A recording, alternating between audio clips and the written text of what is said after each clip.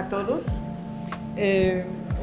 Estamos en familia porque la lluvia realmente ha reducido un poco la asistencia, pero lo importante es que ustedes, los artistas de la nueva escultura, se encuentran casi todos presentes. Y es una exposición que nos dio mucha satisfacción, porque se suele decir, pero desde hace muchísimo tiempo, que ya la escultura está en decadencia en la República Dominicana.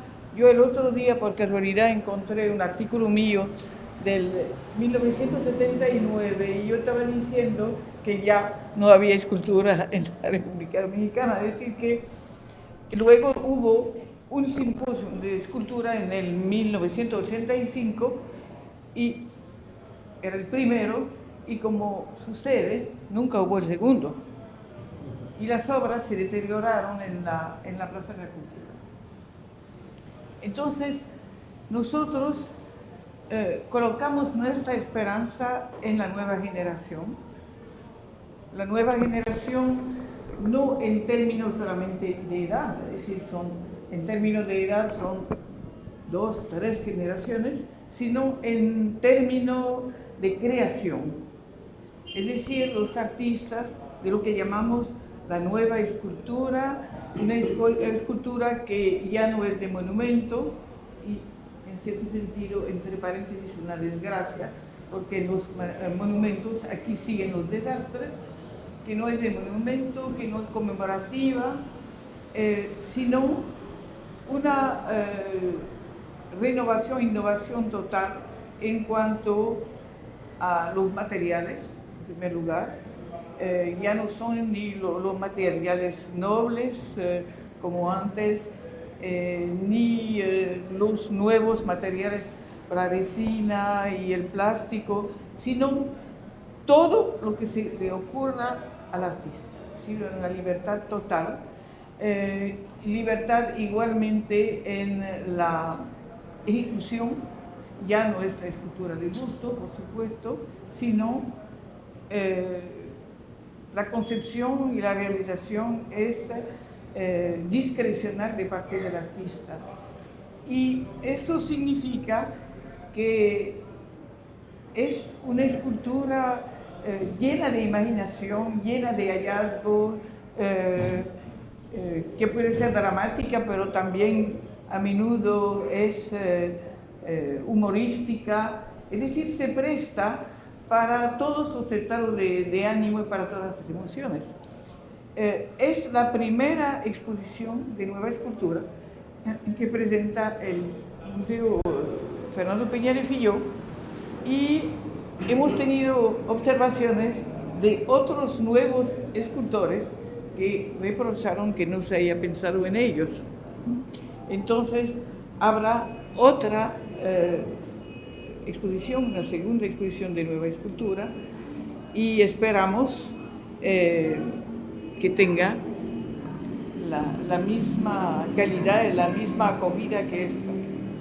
Entonces, ahora quisiéramos que sean ustedes que hablen de sus propias esculturas, que realmente la visita guiada sea de ustedes.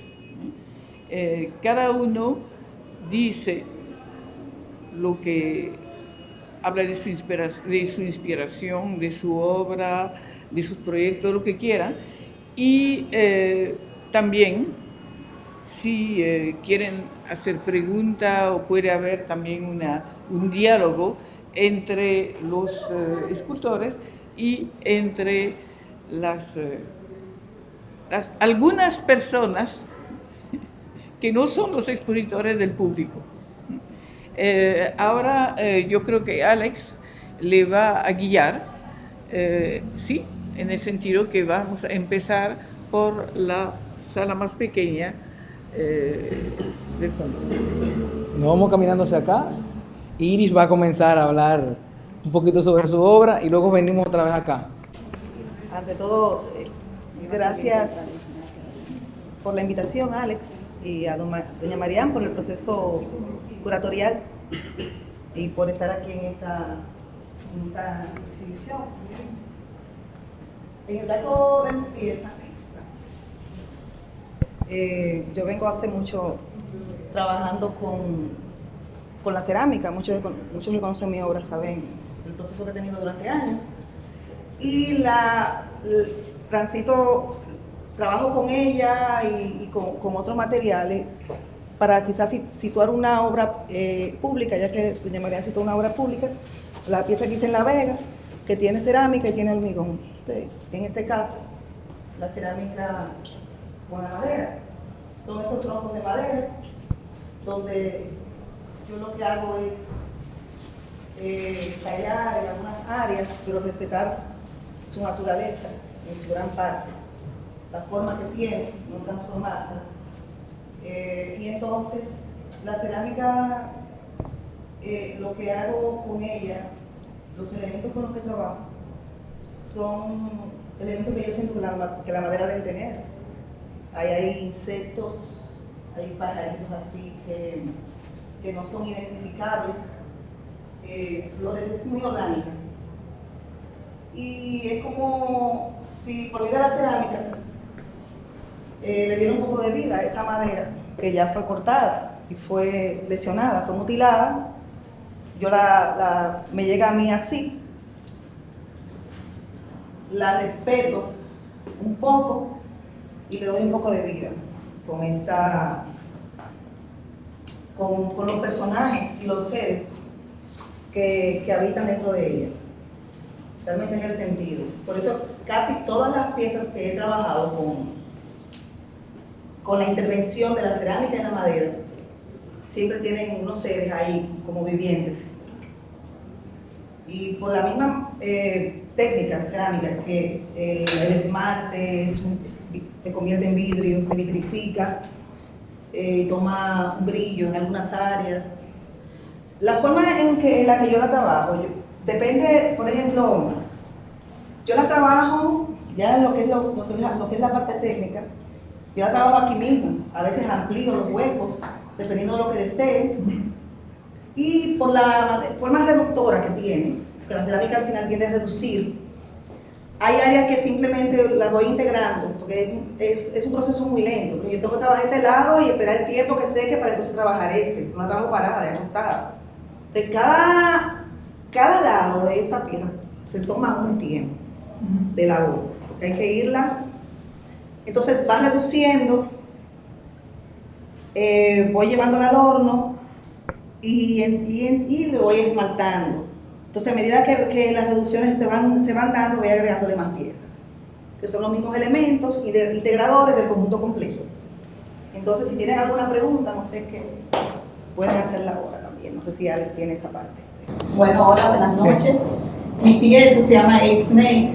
Muchas personas me han preguntado por qué se llama así. Eight Snake es una forma en artes marciales.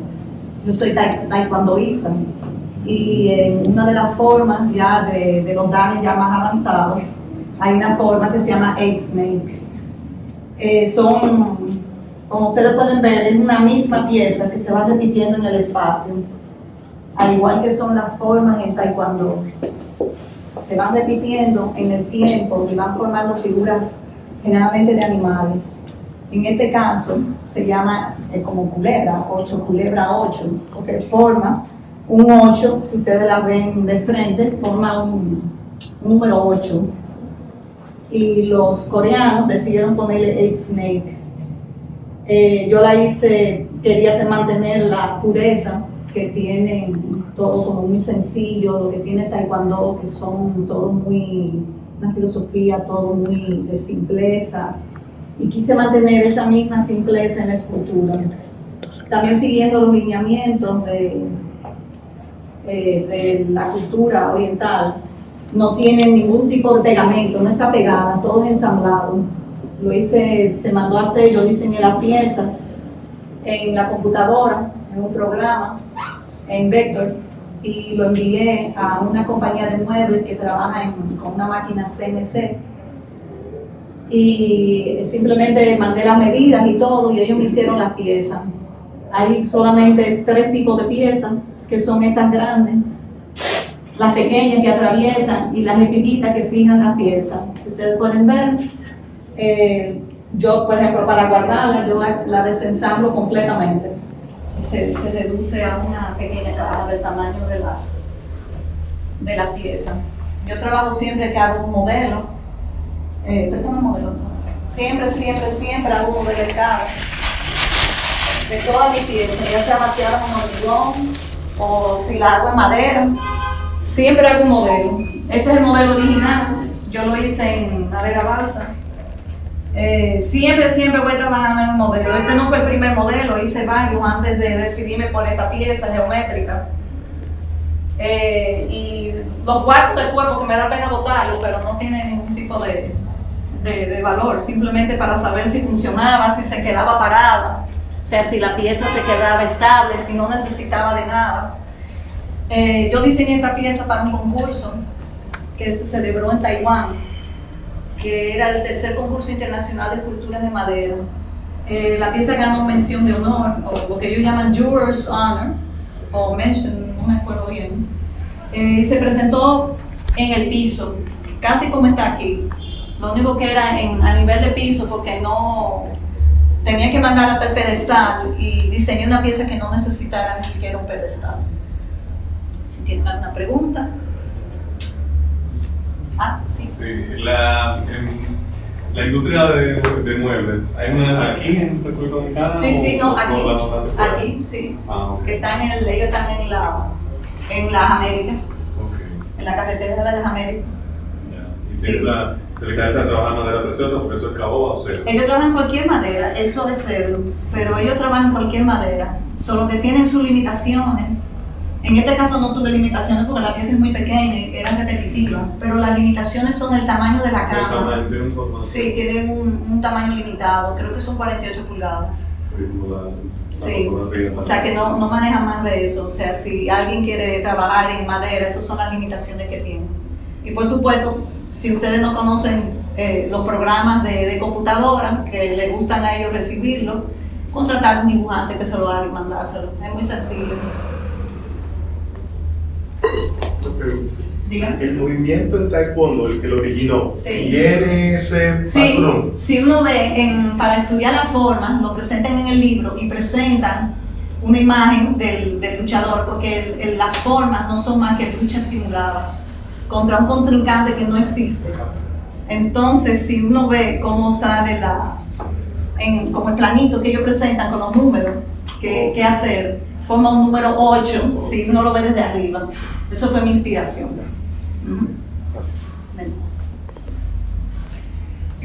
Bueno, muchísimas gracias.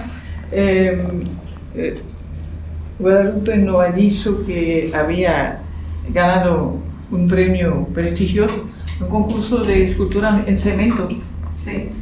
que realmente fue la mejor obra no solamente porque fue el primer premio, porque no siempre significa que es la mejor, pero realmente sumamente interesante y un material muy difícil de trabajar. Sí. Entonces, aquí, aparte de la obra de Guadalupe, eso es, yo diría, la habitación de la cerámica, o en parte, porque en el caso de Iris también hay cerámica y madera. Esto es una pieza de Ezequiel Taveras, que actualmente vive en Nueva York y que es un artista polifacético, y es una de las características de los nuevos escultores, que no solamente son escultores, pero trabajan y se destacan en varias categorías. Entonces, Ezequiel está ahora muy entusiasmado con la cerámica, no solamente a nivel de creador y de escultor como ceramista, sino a nivel de organizador de colectivas,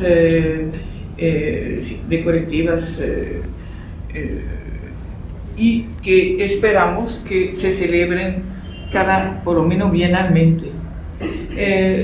Esos techos esas casas tienen que ver con su temática de la vida y del inmigrante y de la migración, que ya él había presentado esos pequeños módulos en Bellas Artes, pero lo había presentado a nivel de la pared, y era como una gran inmigración.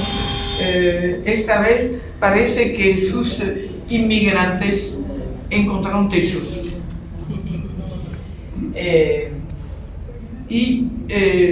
Es la primera vez que vemos esas esculturas colgantes de Ezequiel, y lo que es interesante en la nueva escultura es justamente que todo se permite, ¿no?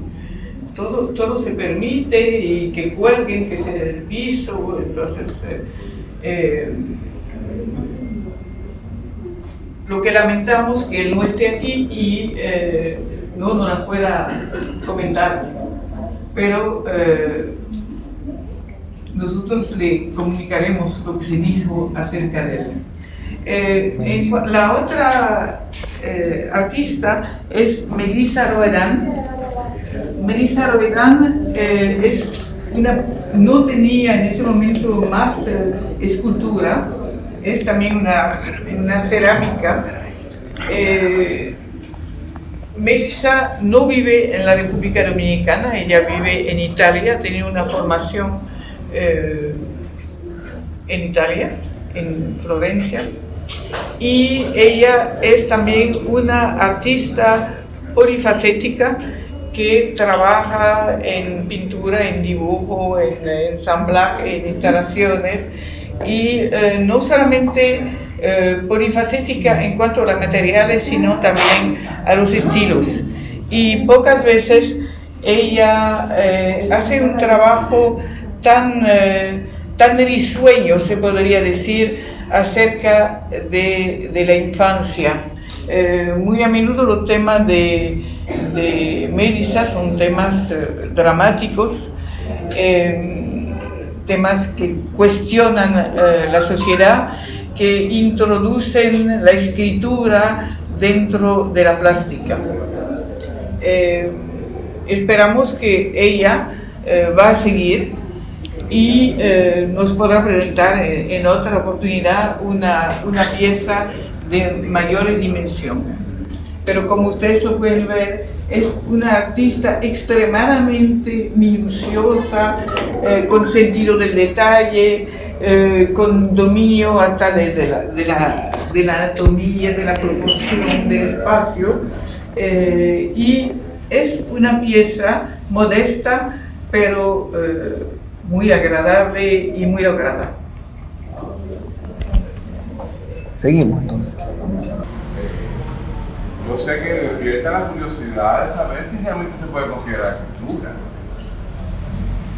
La respuesta está dentro de un lapso amplio donde la cultura dominicana ha pasado por muchos periodos, y eso es algo que debe hacernos sentir orgullosos. Pensemos en uno de tantos, por ejemplo, de Urdaneta, de nuestro Abelardo, que era como decir nuestro Leonardo, en el momento que comenzó la aparición en el arte dominicano a principios del siglo XX. Hasta llegar a un artista que recoge cosas del mar y trata de descifrar códigos que a mí me han mantenido ocupado y obsesionado durante años. Yo creo que sí que podríamos decir que la continuidad de una cultura dominicana que ha aportado mucho al arte dominicano en realidad. Porque muchos de los más importantes artistas que vinieron cuando los exiliados españoles vinieron, que fue uno de los momentos clave del arte dominicano, donde se inyectó el arte de nuevo brío, del pensamiento que estaba en Europa en ese momento, que para nosotros no había manera de tener acceso a eso, porque somos una isla y la comunicación en aquel tiempo era nula. Entonces, ha pasado un siglo de desarrollo escultórico en el país. Y esto viene a ser, vamos a decir, los últimos momentos. Aunque ya mi propuesta tiene años, pero vamos a decir, dentro de la historia de la cultura dominicana, esto podría ser los nuevos caminos que se van abriendo. Porque, por ejemplo, yo no tengo que comprar material. Si yo tuviera que comprar material, posiblemente yo no hubiera podido hacer nada. porque comprar materiales para hacer una obra que luego no tiene conexión, que es lo más seguro cuando se trata de obras así, o sea, que el coleccionista no haya llegado a su conciencia a abarcar el periodo de arte que ha abarcado el arte dominicano en su práctica, y que considere la inversión en una escultura como una inversión económica que tiene que ser rentable y poderse vender después. Nada que haya que colocarlo, nada que haya que guardarlo en caja, nada que represente, vamos a decir, un reto también para el pensamiento. Es algo también de lo que tenemos que celebrar esta noche. O sea, estamos dándole vuelta a un panorama de nuestro arte que resulta interesante porque muestra una evolución. O sea, si pusiéramos a uno de tantos en una esquina, pusiéramos, vamos a decirlo, de Limber, o pusiéramos cualquiera de las piezas que está en esta sala, habría un salto tan grande que habría que pasarse el día meditando, pensando, formándose, buscando información de cómo se ha llegado a este momento. Yo celebro que estemos aquí en esto y que posiblemente haya continuidad de esta exposición que mostrará a otros creadores que también dieron el salto y que por alguna razón no en esta primera edición están, pero que sí, que hicieron que la cultura dominicana evolucionara y que después ha aportado dentro de sus posibilidades nuevas vías para esa cultura. Como les digo, lo mío viene del mar. Son códigos, como les dije, que yo descifro y que voy construyendo sugerencias. Esta carne al sol es algo que viene de mi reflexión de que, bueno, cada muñeca de esta perteneció a alguien que la quiso, que fue, vamos a decir, un objeto importante en su vida, donde se giró, donde se pusieron ilusiones.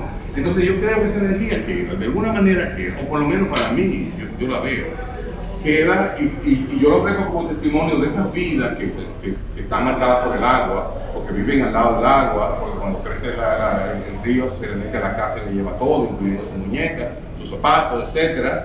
Y que impregnan a esos objetos de una energía sutil, especial, que el mar me va contando a mí, que yo desafiando todo, porque tampoco tiene colisión, y gracias a que hay pensamiento en el arte dominicano, por ejemplo, grandes figuras críticas que han aportado pensamiento continuo, esto ha tenido cierta cabida. Porque sin la labor que han hecho doña Mariana y los pensadores que han escrito sobre arte dominicano, Danilo de los Santos, etcétera, han creado una cierta base. Hay un pequeño público interesado, lo estoy viendo aquí, que se pregunta, ¿es este el camino de la cultura dominicana? ¿Qué viene después? ¿Está contando esta cultura cosas realmente que importan a la sociedad, que ofrecen una perspectiva nueva? Eso es la pregunta, la respuesta se la da cada uno. Lo que sí yo puedo asegurar que ninguna persona que conozca lo que es el mundo del arte, de la escultura en particular, puede quedarse indiferente ante un arte que muestre esta evolución. Porque aunque somos una isla pequeña, aunque las cosas son muy limitadas, aunque falta muchísimo siempre de protección al artista, de comprensión, de apoyo, etcétera, hay artistas que han seguido haciendo la obra. Y aquí están. Hay artistas que desconciertan tanto que uno se pregunta, ¿es que yo tengo que comenzar de nuevo a preguntármelo todo? Y eso es lo importante en el mundo del arte, porque el pensamiento es la parte que va de la mano con la creación. O sea, si no hay pensamiento alrededor de tú bajo del palo con plástico enganchado, es el pensamiento, el contexto, lo que cada persona puede encontrar de eso, lo que le da valor. Bueno, yo contentísimo de haber participado en esta exposición que como digo, ofrece un panorama, es una aproximación a los cambios que hemos tenido y que son lo que yo creo que debe subrayarse. Porque se siguen haciendo bustos como esos que pusieron en el Parque Independencia, 200 bustos de cosas inventadas, ok, por suerte que tienen un cierto ritmo de la instalación. O sea, uno la ve como una instalación gigantesca que han puesto en realidad. O sea, que por lo menos por ahí yo digo, bueno, hay como una instalación. Pero ese modelo que tiene 150 años de vigencia y que tú lo ves y ya sabes lo que... Bueno, sí es bronce, que es un material supuestamente noble, que no se puede poner. Pero en arte no es material. Ya no es bronce, es yeso pintado. Ajá, es fibra de vidrio. Una cosa que es un engaño. O sea, que las cosas se deterioran a poco tiempo. Bueno, pues este es mi aporte. Yo estoy contento de sentir que ustedes han respaldado esta exposición y que han, delante de estas cosas, preguntándose constantemente, el arte dominicano va para adelante, que es lo que yo siempre creo.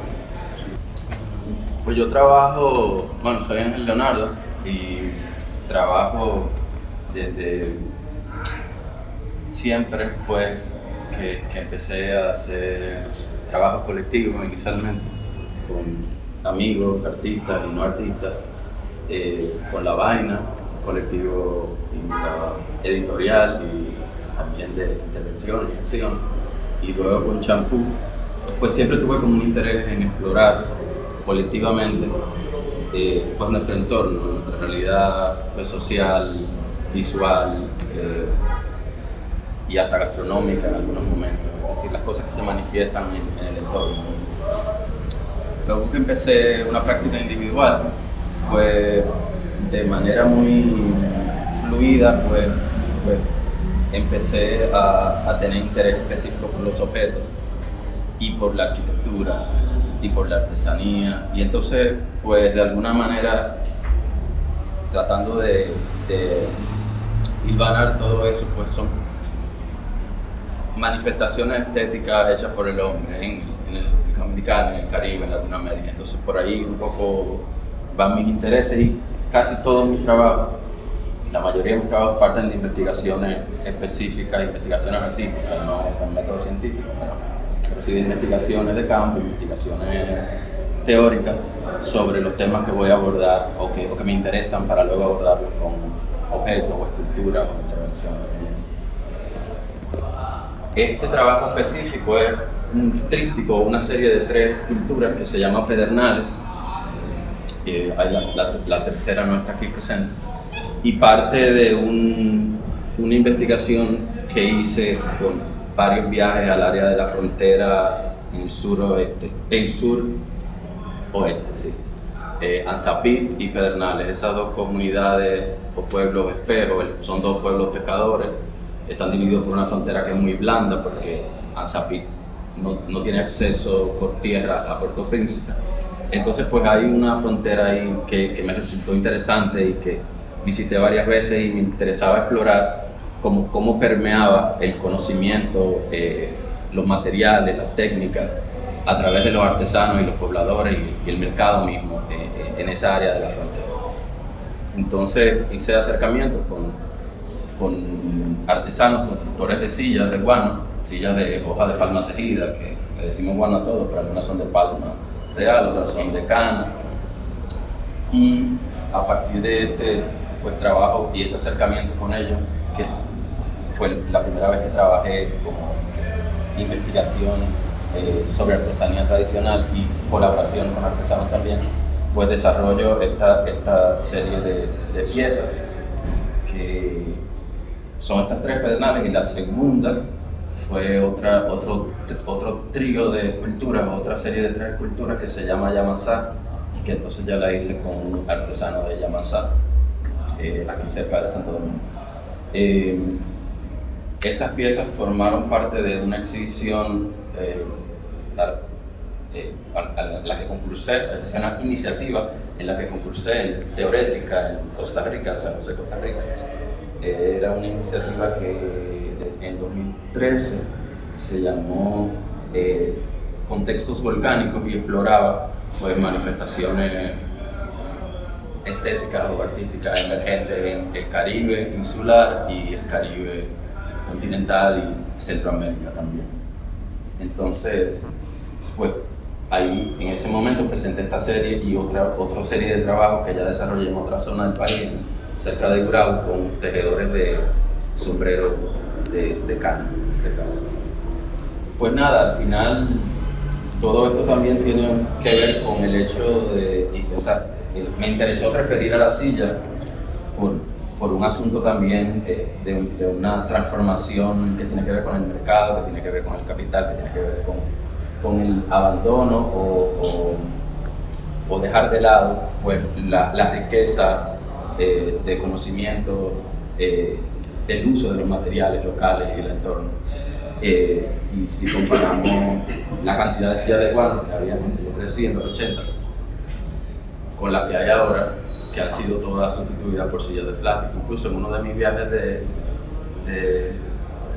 pues pude ver artesanos tejiendo sillas de guano sentadas en sillas moldeadas de plástico.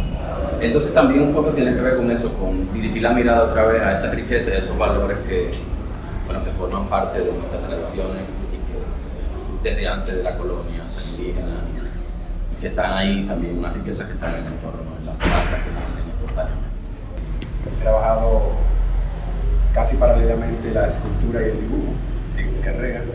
También he trabajado la pintura, pero la escultura siempre ha sido muy importante. Y casi en todas las exposiciones que he hecho hay una presencia de escultura y de dibujo. Entonces, esta pieza, que es un autorretrato doble, es mi cara, realmente es un vaciado de mi cabeza, de mi cara. Pertenece a una serie que yo hice de autorretratos de hace tiempo, pero quise darle una dimensión diferente, de hacer una reflexión en el autorretrato. Así como decía Tony, de las esculturas que están en la Plaza Independencia y de todos estos gustos que llenan la ciudad y que están tan, vamos a decir, invadiéndonos, y de esa forma tradicional de ver el retrato, yo he querido romper un poco con la visión de ver realmente un autorretrato. Un autorretrato que no se puede mirar a la altura del ojo, sino que hay que mirar hacia arriba.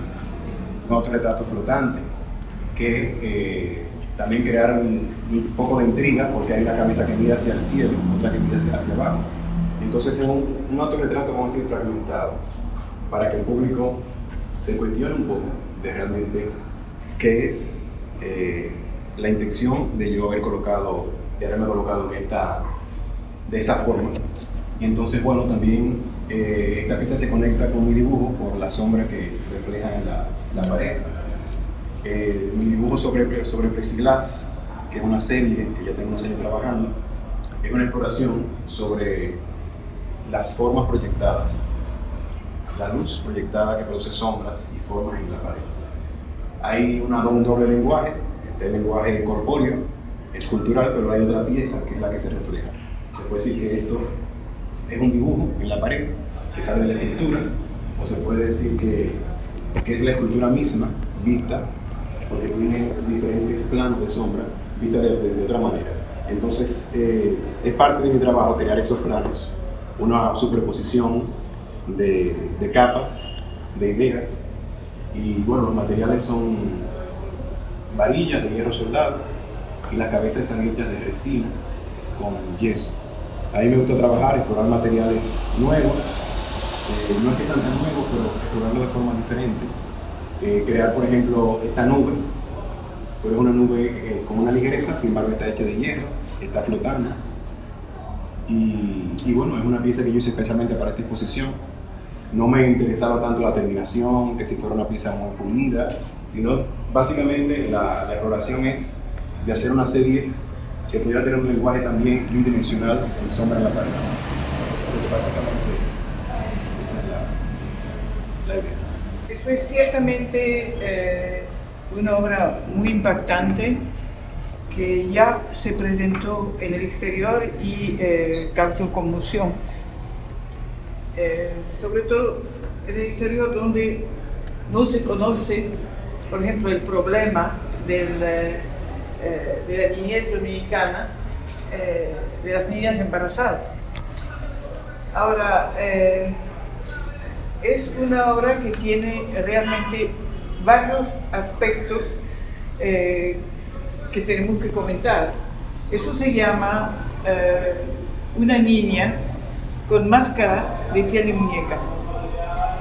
Eso forma parte de todo un periodo también de Jorge Pineda que presentaba la niñez abusada, pero no en esta forma, sino los niños soldados.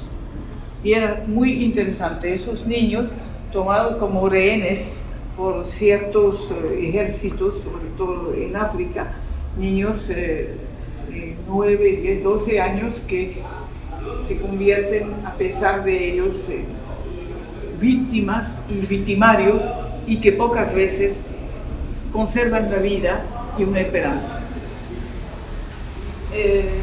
Y muy a menudo esos niños le ponía una máscara, porque no tiene absolutamente nada que ver, por supuesto, con el carnaval, sino con una especie de anonimato.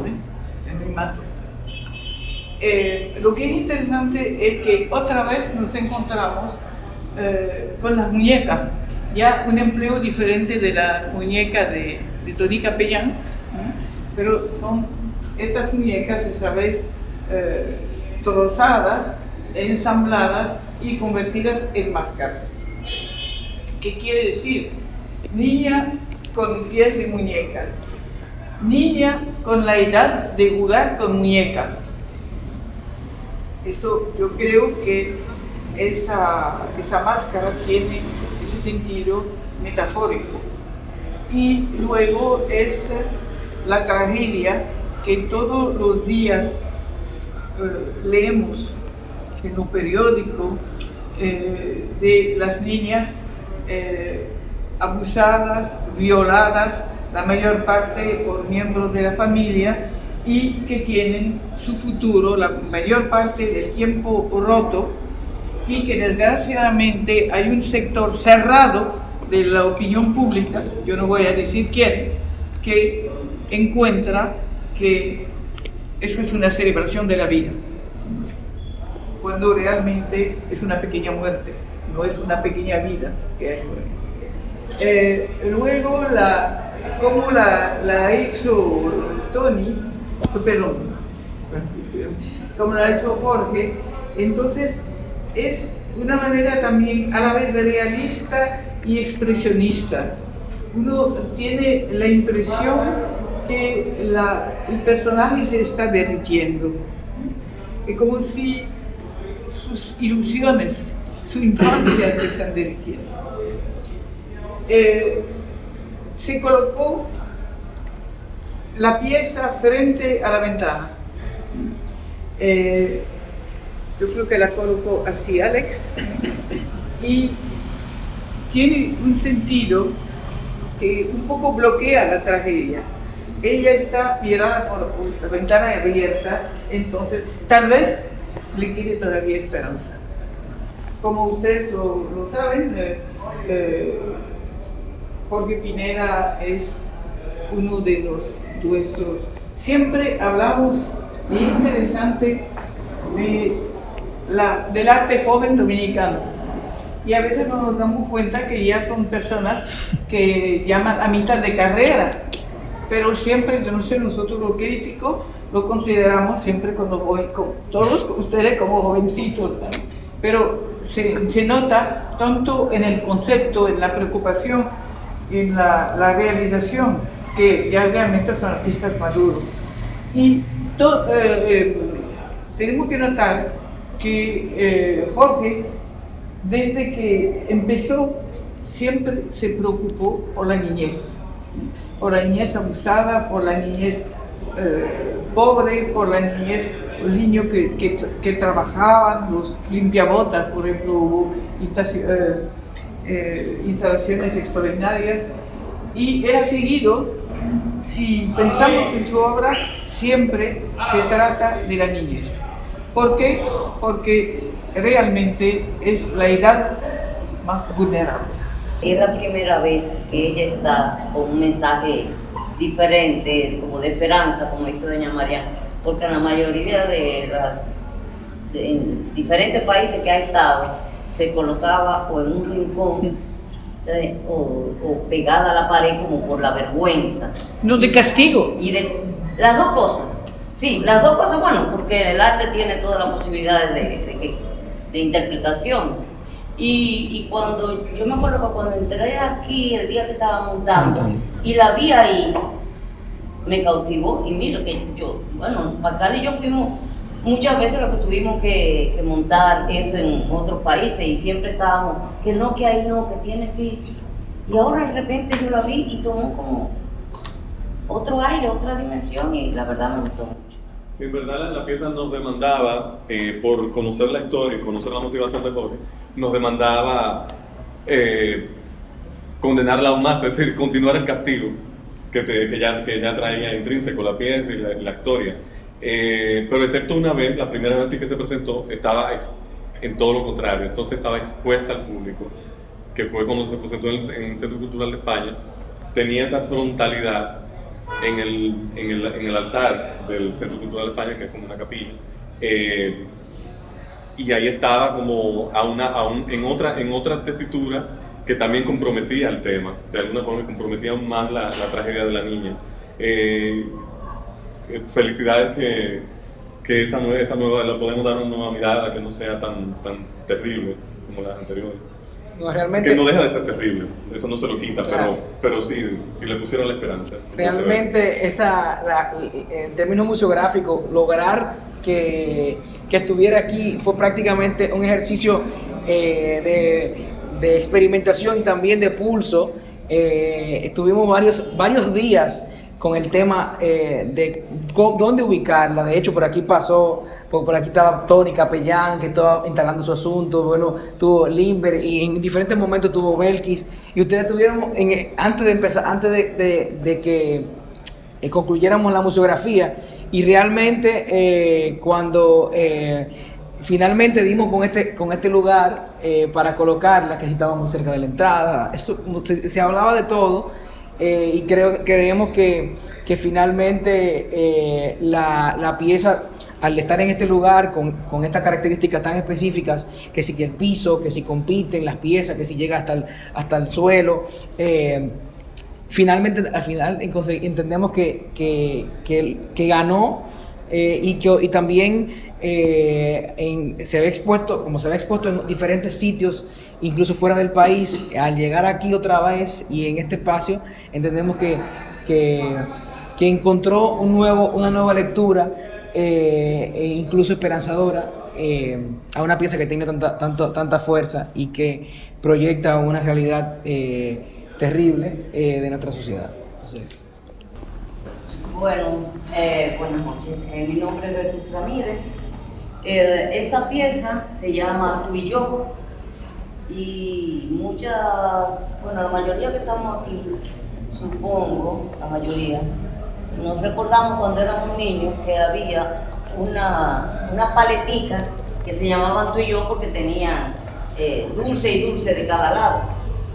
De ahí surgió el nombre y esa relación de la paletica, el dulce con referente a la relación de pareja, también a la horizontalidad y a la democracia de una relación, vamos a decir así.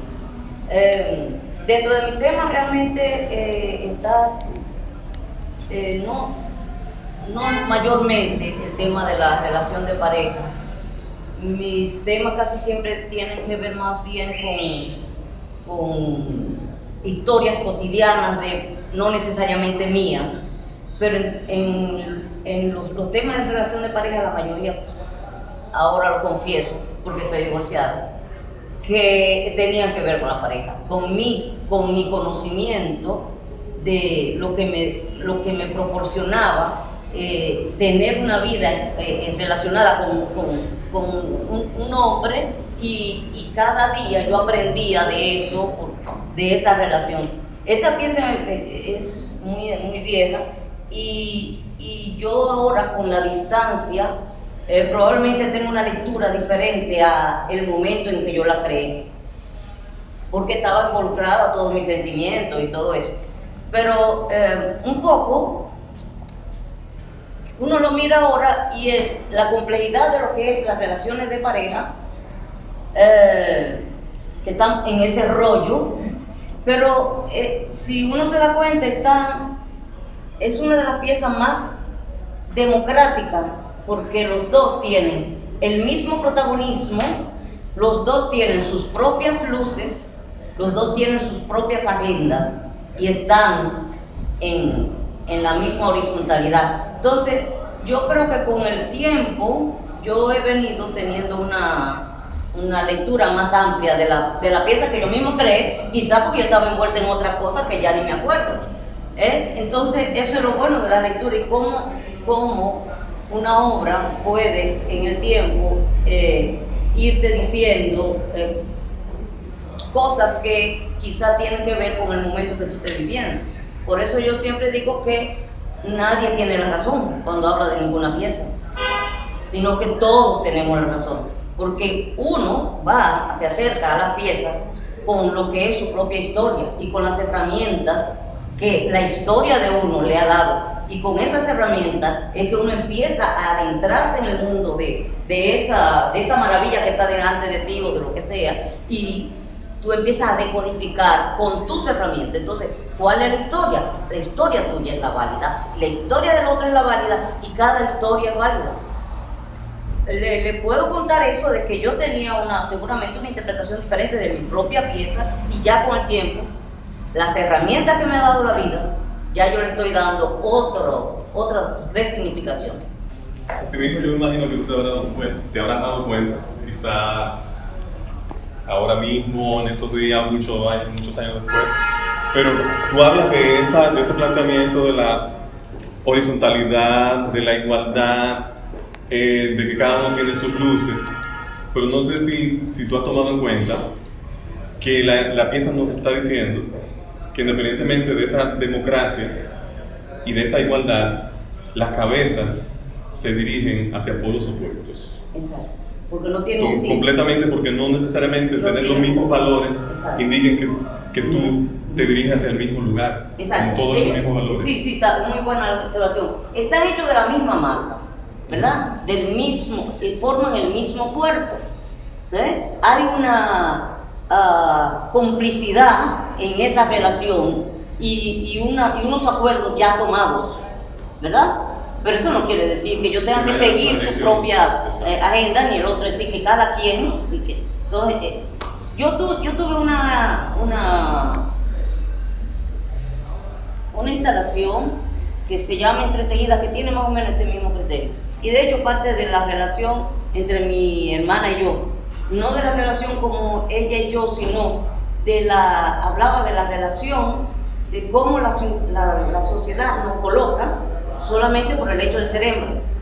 Por el hecho de ser hembras veníamos desde ya con ciertas cargas que a la hora, por ejemplo, de que si se enfermaba alguien, las hembras. A la hora, es decir, así veníamos con cada agenda hecha, y por más que fuéramos diferentes, estábamos absolutamente vinculadas como quien dice para siempre, solo por eso. Entonces estaban precisamente cada una con una luz viendo para direcciones diferentes, y había una especie de caja o jaula seno, que es como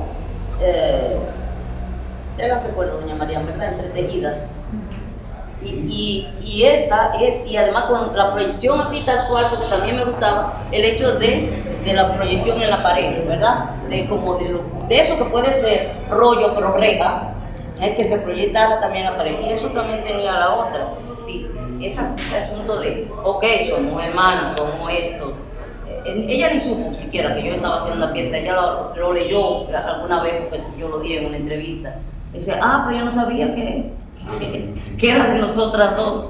Y exacto, sí, cada una con su dirección y cada una con sus luces, pero amarradas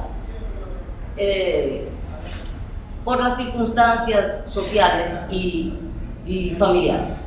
Bueno, gracias por estar aquí. También tengo que decir que estoy muy contento por la oportunidad. Suena como si suena cliché, pero es literalmente una oportunidad, porque yo tenía mucho tiempo que yo no me mezclaba con un proyecto de escultura, ¿no? Es decir, las instalaciones, sí, vamos a decir, bueno, desde 2009 es una instalación que fue con el grupo Quinta Pata, pero hacer una escultura como tal, creo que ya este proyecto, ya yo había hecho la escultura para mi exposición y fue una casualidad. Por eso digo que la oportunidad de que esta exposición se diera justo cuando yo había retomado un lenguaje sino una categoría que había dejado un poco atrás en mi trabajo. Porque en el inicio yo hice empecé a hacer obras tridimensionales con cerámica, ensamblando con otros materiales, madera, hierro, hasta objetos en algunos casos. Luego ya cuando empiezo a hacer instalaciones, empiezo a tomar ready-made, a tomar objetos ya industrializados, cosas que por lo general Me seduce mucho trabajar con el objeto industrial, con lo que la evolución tecnológica nos ha ido poniendo a la mano. Entonces, asimismo, mi incursión en cada vez que yo he vuelto a retomar la escultura, o sea, la instalación de la escultura, he tratado de incorporar lo que la mano de obra, o lo que industrialmente, no la mano de obra, sino lo que industrialmente los seres humanos han venido a avanzar, teniendo más vamos a decir, integrando aún más adelantos tecnológicos, adelantos industriales, en fabricar materiales que 20 años atrás, 30 años atrás, 50 años atrás eran imposibles de encontrar, como el plástico y todos los derivados de petróleo. Cuando empiezo a trabajar con esos materiales derivados de petróleo, lo hago con la fotografía, es decir, ya fotografía hecha sobre vinil, montada sobre vinil. Incluso en algunos casos yo he trabajado en obras que son completamente sintéticas, que son totalmente derivadas del plástico, como usando la fotografía, el vinil adhesivo, el plexiglas e incluso el enmarcado de cañuela de plástico. Entonces digo, bueno, lo único que puede destruir esto es el incendio. Si la arrojan al mar, la va a encontrar un sucesor de todo en el futuro, y va a encontrar ahora, quizás haya bajado en color, pero es también que mi trabajo de alguna forma habla de esa huella indeleble que tiene la tecnología en nuestras vidas. Y en este caso, mi regreso a la escultura viene dado de la forma más natural y de una forma que quizás no estuvo al principio, sino al principio cuando yo empecé con dibujo, luego cerámica, era todo más de proceso, más paulatino, pero esto llegó directamente de la forma más simple, de un dibujo. El dibujo, de repente, me sugería que estaba en el aire. Es decir, yo estoy trabajando con tinta y la tinta se sostiene sobre el agua, cuyo soporte es en este caso el papel, pero si fuera transparente, yo me decía, si esto fuera transparente, si yo lo pudiera poner a volar, porque cuando la tinta se está revelando en el papel con el agua, me da esa sensación, ese expandirse como algo que están haciendo, se expande y que quiere volar. De repente, esto es tan liviano como un dibujo. Quizás tiene, por supuesto, tiene la característica de una escultura, tiene las propiedades que tiene una escultura, no se puede ver tridimensionalmente, esto tiene otro lado. En este caso, el montaje también le dio una nueva lectura, lo cual es un aporte, es decir, las piezas se enriquecen dependiendo del espacio en el té. En este caso, yo creo que cuando se veían de los dos lados era una lectura. En este caso, esta lectura pues también enriquece porque se está viendo prácticamente como lo que es, como una mancha de tinta. Yo también he trabajado siempre directa o indirectamente con la fragilidad, con lo que es la vulnerabilidad, todo lo que se deriva de lo frágil y que nos atañe como seres humanos. En este caso, independientemente de que me he alejado de la figuración y del objeto que hablaba ahorita, de que usaba mucho ready-made, me he ido a lo completamente espontáneo, donde yo no trato de no intervenir en el trazo de lo que estoy haciendo, excepto cuando le añado, cuando lo complemento con otras imágenes, con otros elementos visuales. En este caso, es simplemente una grafía, es simplemente algo gráfico que en este caso supone esa misma, si se puede decir, no sé si existe la palabra etereidad, liviandad de algo que flota, pero en este caso algo que al mismo tiempo es pesado, como el color que tiene, como lo que significa algo que en un aspecto tan liviano como la tinta, pero que en su contenido es tan concentrado. Yo parto de la tinta china, es tan concentrado y tan fuerte lo que nos da visualmente esa imagen, para decir, dura y dramática. La pieza se llama densidad de lo frágil, y lo dice todo en su propio título. Me olvidé decir al principio que mi nombre es Pascal. Para aquellos que conocen mi trabajo, sobre todo conocen mi trabajo bidimensional, los dibujos y las pinturas. Yo me considero sobre todo una dibujante, pero sí había incursionado en escultura varias veces a lo largo de mi trabajo, primero en la academia, donde con el escultor Gaspar Mario Cruz, durante todo un año, despedazamos al David de Michelangelo, donde trabajamos que si un ojo, una nariz, una boca, una oreja, una mano, un pie. En aquel entonces ya estaba fascinada en lo que a mí me concierne, que la escultura era para mí como un dibujo en tercera dimensión. La misma, entre comillas, facilidad que encontraba en el dibujo de reproducir, la encontraba también en la escultura. Pero obviamente el papel tomó, a lo largo de mi trabajo de artista, la mayoría ocupó el espacio.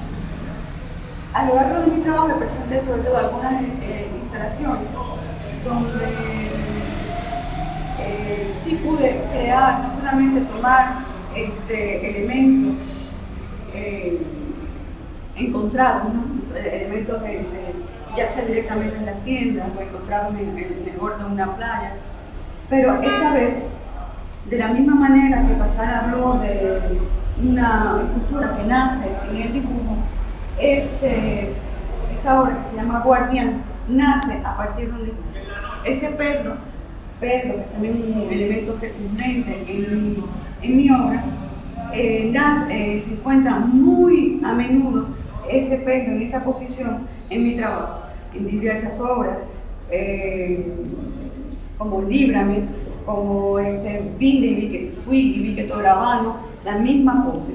Entonces, él hace parte de una serie, es el primero de una serie, donde yo voy a recrear en 3 dimensiones elementos presentes, omnipresentes, en primer plano y en segundo plano de mi dibujo.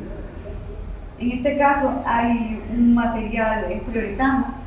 La estructura interna del perro es en poliuretano duro. A partir de una bomba, más o menos determiné qué es lo que iba a necesitar: pata, cabeza, tórax, patas anteriores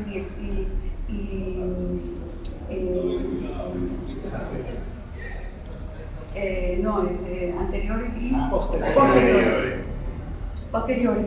Y luego poliuretano blando para la estructura externa. Esto también nace de varias cosas. Nace también del placer que he tenido en los últimos años de coser. Las esculturas que estoy elaborando hoy en día, tienen que tener para mí absolutamente el elemento el trabajo manual de la costura. A la vez, él contribuye no solamente en algo en lo cual yo cada vez voy adentrando más, pero también el hecho de coserlo es la idea de un personaje herido y reconstruido constantemente. Guardián es no solamente el perro guardián, pero también está constelado de imágenes de exvotos y de exvotos que cosí a lo largo del cuerpo del animal. En mi trabajo, la religión o la expresión religiosa ha estado presente, o una forma de religiosidad o de fe, un poco inocente, naif, un intercambio constante entre lo humano y lo divino. Esa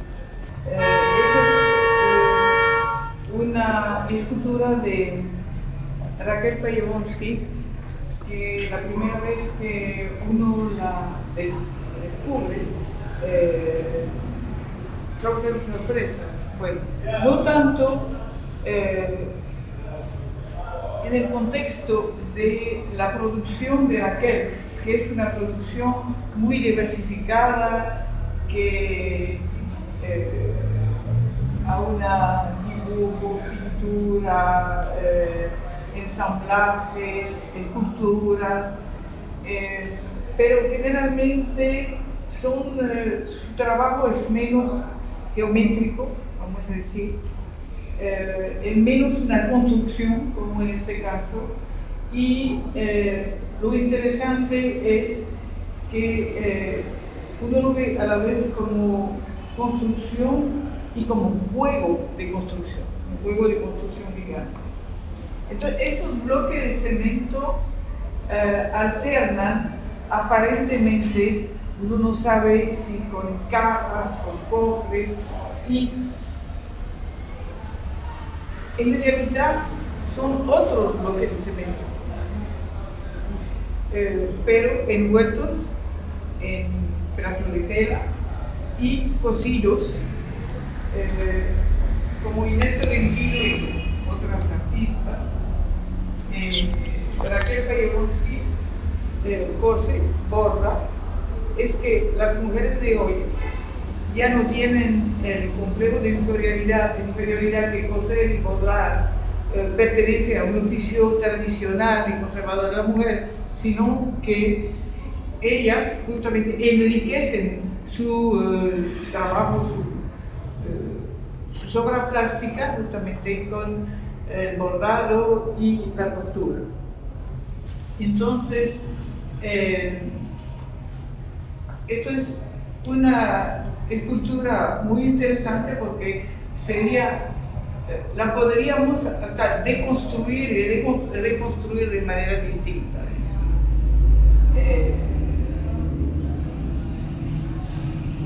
Pienso que no sabemos si ella va a seguir con esos lineamientos, porque ella es una artista con mucha imaginación y muy voluble, pero ciertamente habrá otras construcciones en su obra futura.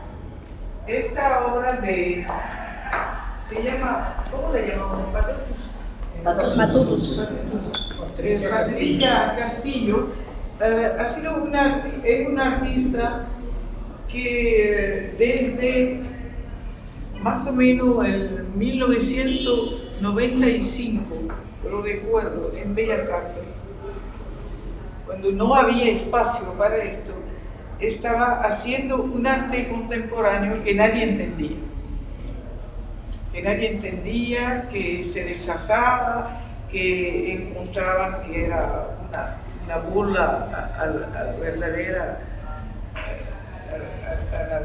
plástica, y poco a poco ella se ha impuesto hasta ganar un premio de Bienal, y su obra también se ha depurado de una manera extraordinaria. Y ella ha trabajado anteriormente con hilos,